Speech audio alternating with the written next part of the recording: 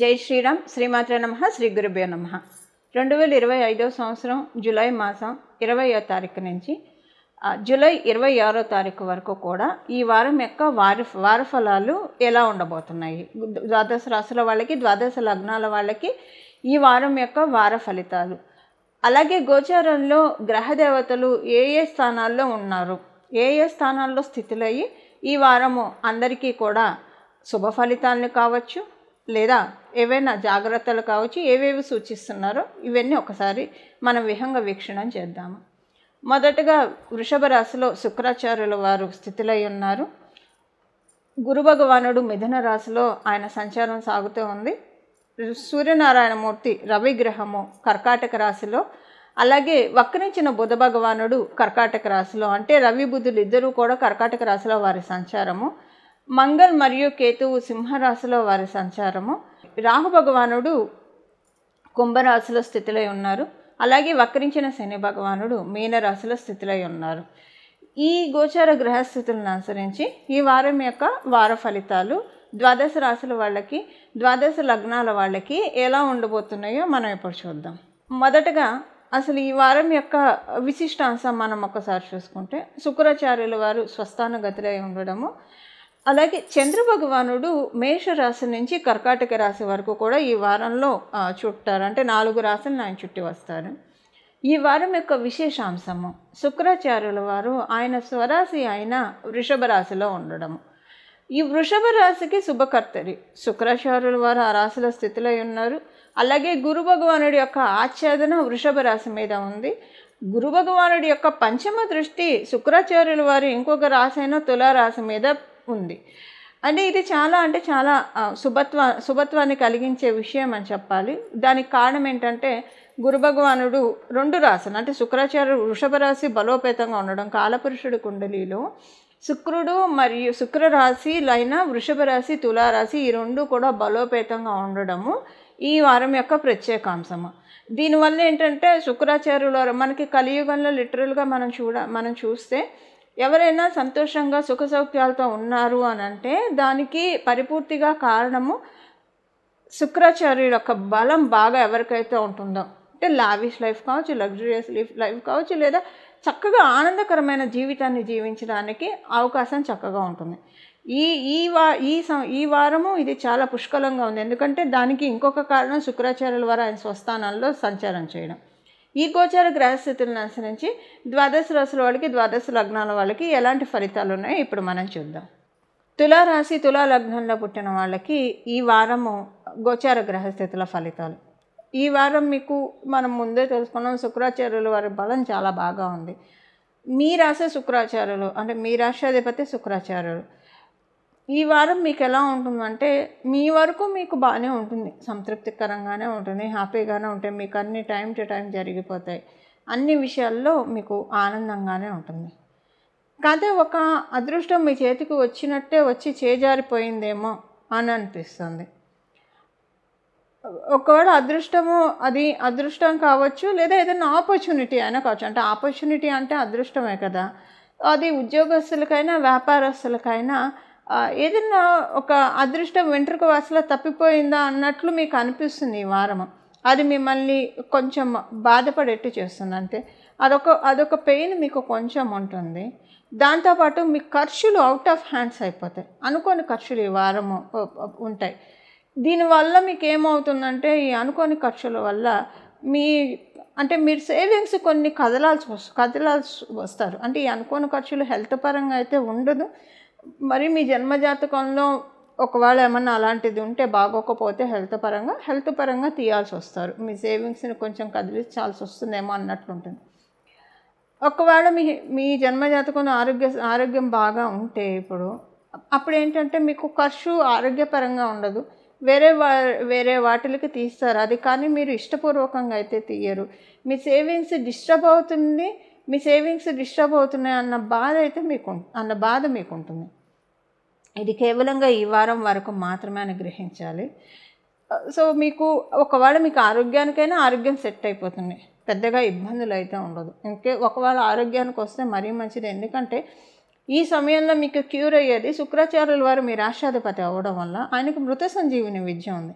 ఆరోగ్య పరిస్థితులు మీకు కావచ్చు, మీ ఇంట్లో వాళ్ళకి కావచ్చు, ఆరోగ్యం విషయాల్లో మీరేమైనా డబ్బు ఖర్చు చేస్తే ఇది మీకు ప్లస్సే. ఎందుకంటే ఇప్పుడు చేసే ఖర్చు మీ ఆరోగ్యాన్ని, మీ బాడీ మెటబాలిజాన్ని పెంచుతుంది. ఇది సెట్ అవుతుంది. దాంతోపాటు మీకు ఆరోగ్యపరంగా అనుకూలతలు చాలా బాగా పెరుగుతాయి. మీకే తెలుస్తుంది, ఎనర్జీ లెవెల్స్ పెరుగుతాయి, అన్నీ పెరుగుతాయి. ఇలాంటిది. ఇక ఉద్యోగస్తులకి, వ్యాపారస్తులకి నేను ముందే చెప్పినట్లు డబ్బు ఖర్చు అన్న అసంతృప్తి, ఆపర్చునిటీస్ వచ్చినట్లే వచ్చి వెళ్ళిపోతాయి. ఇది ఉద్యోగస్తులకి, వ్యాపారస్తులకి ఇద్దరికీ వర్తిస్తుంది. శుక్ర మహాదశలో ఎవరైనా ఉంటే, మీది వృషభ రాశి, మీది తులారాశి అయినా కాకపోయినా శుక్ర మహాదశలో ఉన్న ఈ విషయం వర్తిస్తుంది. అంటే సేవింగ్స్ కదిలించాల్సి వస్తారు. అదృష్టం వచ్చినట్టే వచ్చి చేజారిపోతుంది. ఇది శుక్ర మహాదశ జరిగే వాళ్ళకి కూడా ఈ పాయింట్ వర్తిస్తుంది. ఇది ఇంకొకటి ఏంటంటే విద్యార్థినులకి ఈ వారము చాలా బాగా ఉంది.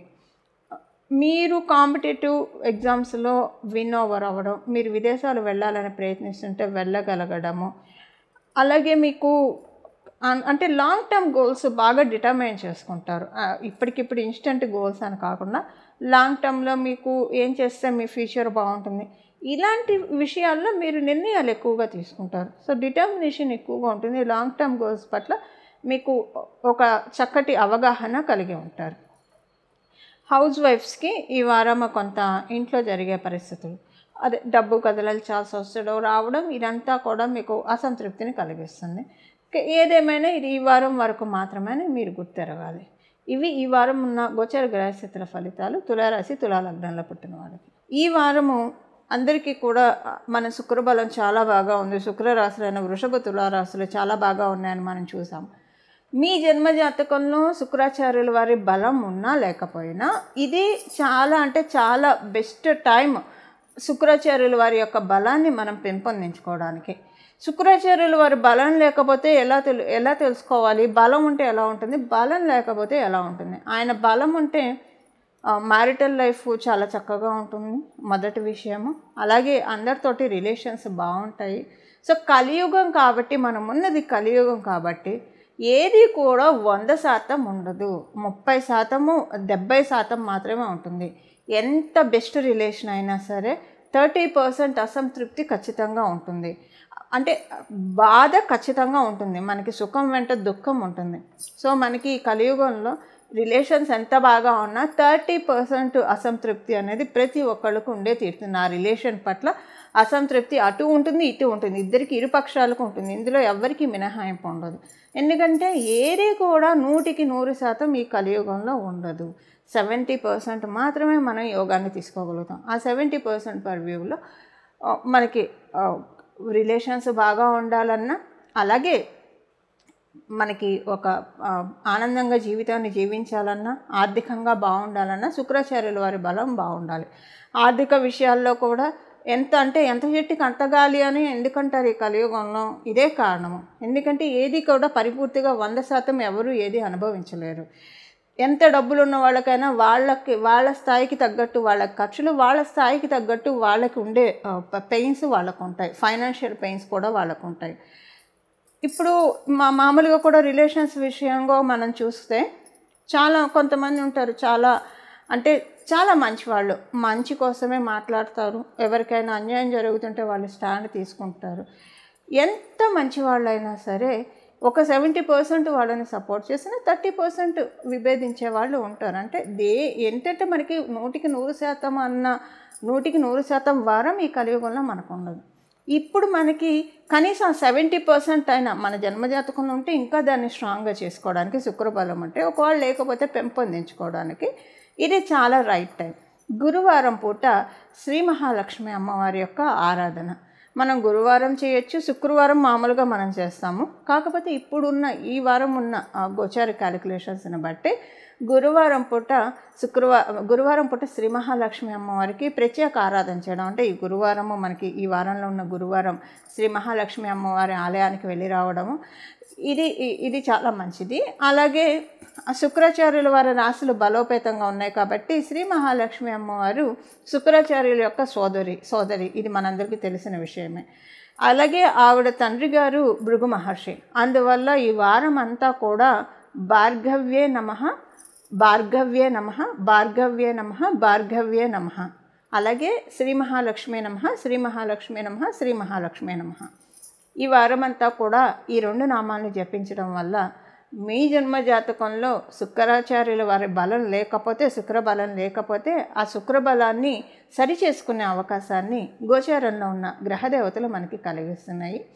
ఈ విధంగా మనందరం కూడా శుక్రబలాన్ని పెంపొందించుకోవాలి అమ్మవారి ఆశీస్సులతో అని చెప్పి నేను కూడా మనందరి తరఫున అమ్మవారిని మనస్ఫూర్తిగా ప్రార్థిస్తూ సత్యమేవ జయతే. మంగళం. నమో భగవతే వాసుదేవాయ.